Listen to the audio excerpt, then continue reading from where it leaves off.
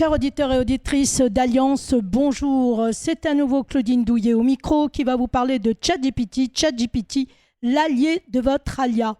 Et c'est exactement là où je voudrais en revenir parce que je vous ai expliqué effectivement comment comprendre, analyser, traduire vos résultats médicaux tout simplement en téléchargeant le fichier sur ChatGPT. C'est simple, c'est gratuit et franchement, ça vaut le coup. Et on peut faire la même chose, bien évidemment, avec tous vos courriers. Quand vous recevez des factures, c'est simple, vous voyez le montant, vous savez quelle société ou entreprise vous demande de l'argent, vous appelez, vous payez avec votre carte bancaire. Rien de compliqué.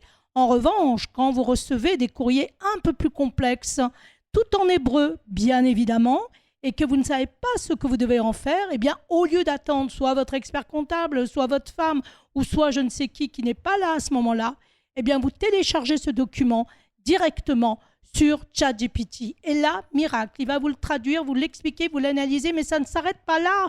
Non, il va vous dire ce que vous devez faire. Il va même vous rédiger la réponse en hébreu, en anglais, dans la langue que vous souhaitez, et il va vous dire à qui l'envoyer.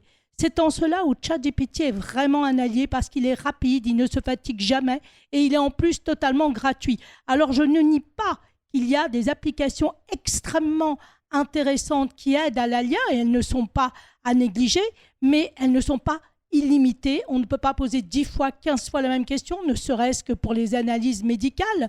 D'abord, ce n'est pas tout à fait de leur ressort, alors que ChatGPT va vous aider à prendre de la distance, du recul, mais surtout d'avoir du contrôle sur le contenu que vous recevez, c'est-à-dire les courriers.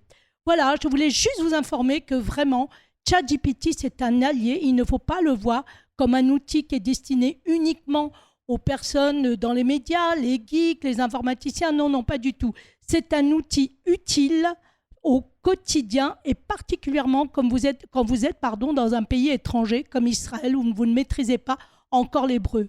Voilà, je vous souhaite tout le bonheur et toute la joie d'être en Israël avec ChatGPT et je vous dis à très bientôt.